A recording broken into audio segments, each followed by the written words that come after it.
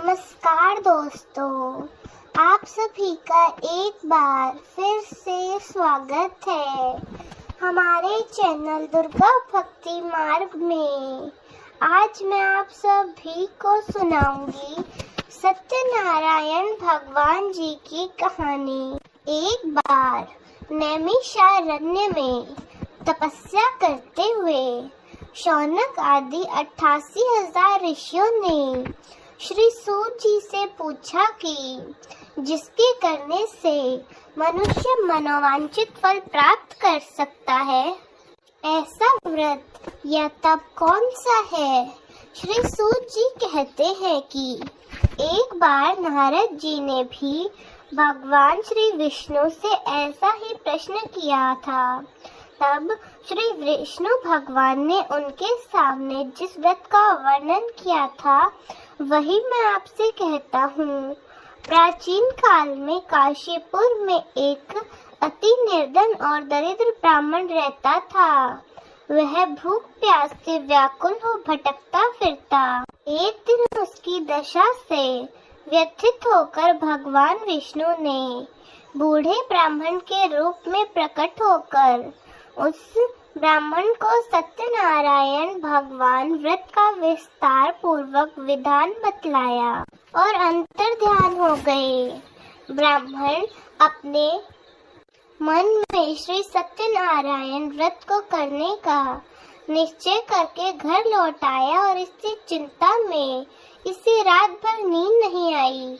सवेरा होते ही वह ब्राह्मण भगवान के व्रत का संकल्प करके भिक्षा मांगने चला गया।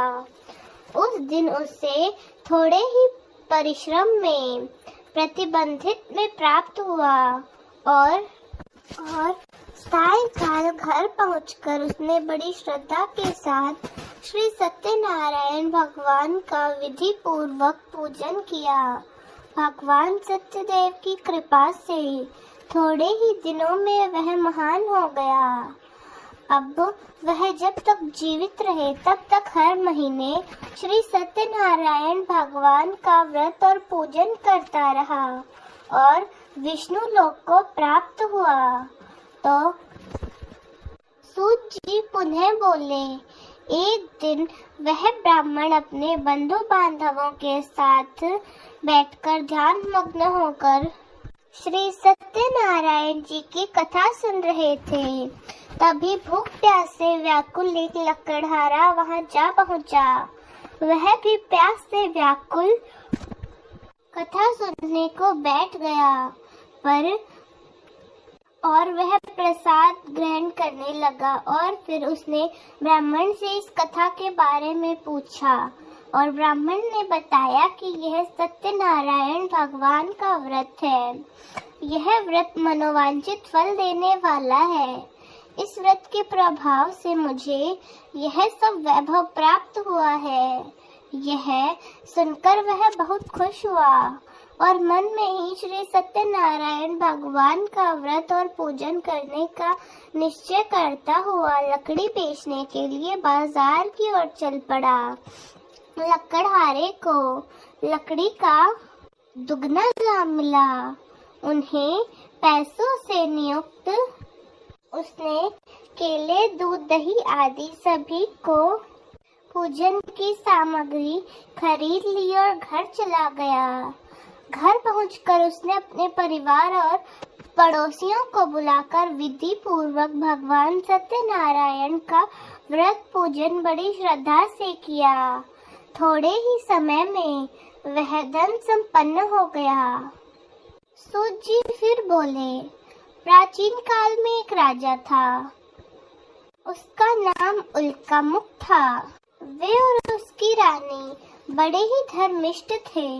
एक दिन राजा रानी भद्रशिला नदी के किनारे भगवान सत्यनारायण की कथा सुन रहे थे कि एक बनिया भी वहां आ पहुंचा।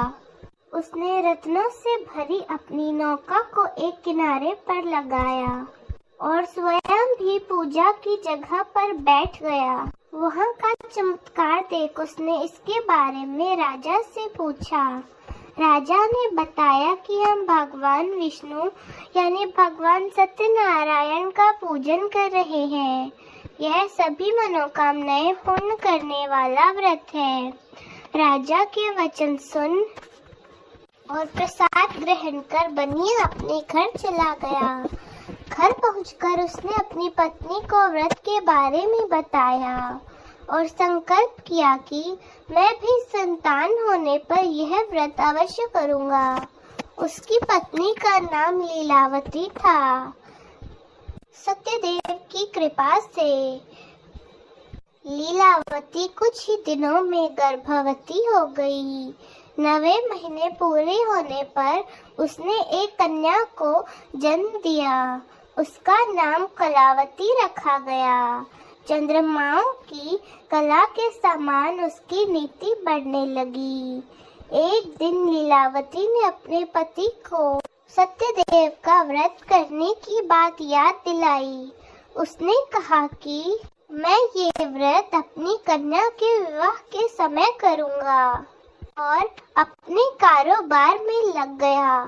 कन्या विवाह योग्य हुई तो उसने अपनी कन्या के लिए रिश्ता ढूंढना शुरू कर दिया।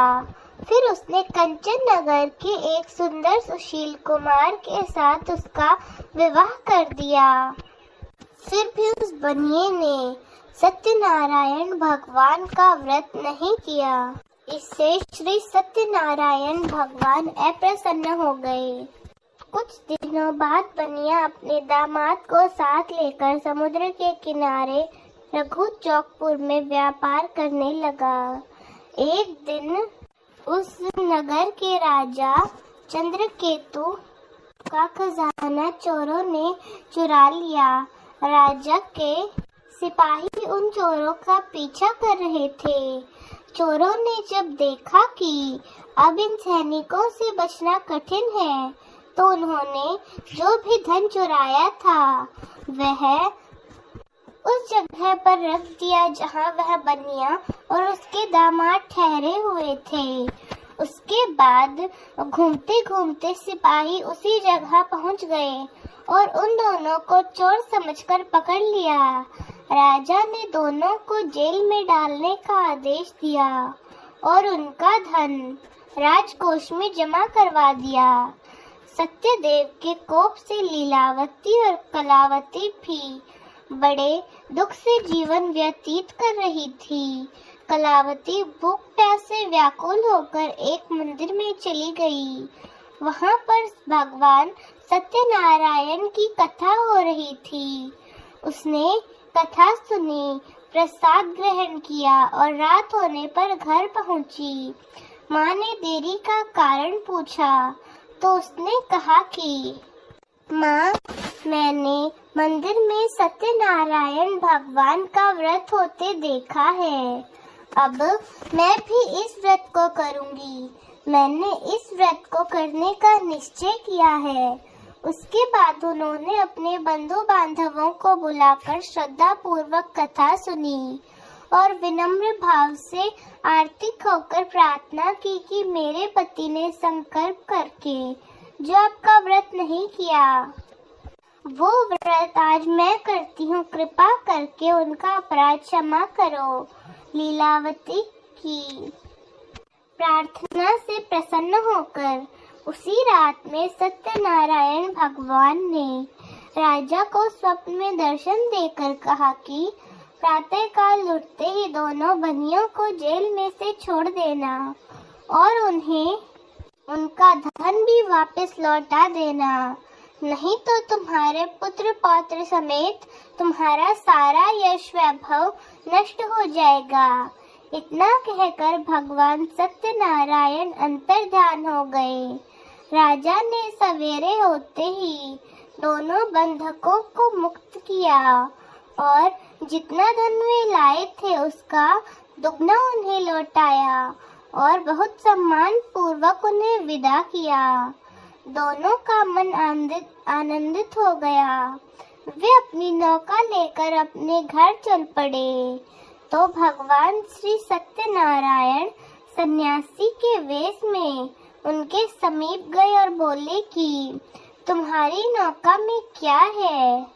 बनिए ने हंसते हुए कहा कि मेरी नौका में तो फूल पत्तों के अतिरिक्त कुछ भी नहीं है। उसके बाद सन्यासी वेशधारी भगवान ने कहा कि तुम्हारा वचन सत्य हो। सन्यासी के चले जाने पर बनिए ने देखा कि नौका तो हल्की हो गई है। उसे बड़ा कौतूहल हुआ और देखा कि उसकी नौका में तो फूल पत्ते थे, परंतु यह देखकर वह बेहोश हो गया। उसके बाद जब उसे होश आया तो उसका दामाद बोला कि ऐसे काम नहीं चलेगा, हमें उन बाबा के पास जाना चाहिए, यह उन्हीं की करामात से है, हमें चलकर उनसे प्रार्थना करनी चाहिए। अब वे दोनों बनिए स्वामी के पास पहुँचे और उनके चरणों में गिर पड़े और बार बार उनसे क्षमा मांगने लगे। उनकी मिन्नतें देखकर भगवान प्रसन्न होकर उन्हें इच्छित वरदान दिया और स्वयं भी उस जगह से अंतर्ध्यान हो गए। बनिए ने अपनी नौका के पास जाकर देखा तो वह धन रत्नों से भरपूर थी। तब उन्होंने सत्यदेव भगवान का पूजन किया और कथा सुनी और वे घर की ओर चल दिए। अपने नगर के समीप पहुंचकर लीलावती के पास अपने आने का समाचार दिया। लीलावती उस समय श्री सत्यनारायण भगवान की कथा सुन रही थी। उसने अपने पुत्री से कहा कि तुम्हारे पति और पिता आ गए हैं, मैं उनके स्वागत के लिए चलती हूँ। कलावती प्रसन्नता के कारण प्रसाद लेना भूल गई और तुरंत नदी के तट पर पहुँची। तो जैसे ही वह बनिया नौका से बाहर निकला, उसके दामाद समेत पूरी नौका डूब गई। यह देखकर कलावती छाती पीटकर रोने लगी और लीलावती भी दामाद शोक में विलाप करने लगी। कलावती भी अपने पति के खड़ाऊ लेकर सती बनने को उद्यत हुई। तभी आकाशवाणी हुई कि ये कन्या भगवान सत्यनारायण का प्रसाद छोड़कर पति से मिलने आई है। यदि वह प्रसाद लेकर फिर आएगी तो उसका पति जी उठेगा। यह सुन कलावती भी घर की ओर दौड़ी चली गई। उसके बाद वह श्रद्धा पूर्वक भगवान का प्रसाद लेकर नदी के किनारे पहुंची और देखती है कि उसके पति समेत नौका जल पर तैर रही है। ये देखकर वे सभी लोग बहुत प्रसन्न हुए और भगवान श्री सत्यनारायण का धन्यवाद करने लगे। उसके बाद घर पहुंचकर उन सभी लोगों ने बंधु बांधव सहित भगवान श्री सत्यनारायण का व्रत किया, कथा सुनी और प्रसाद ग्रहण किया और उसके बाद वे वैकुंठ को प्राप्त हुए। तो दोस्तों, कैसी लगी आपको हमारी आज की यह कथा? कमेंट्स में जरूर बताएं। धन्यवाद।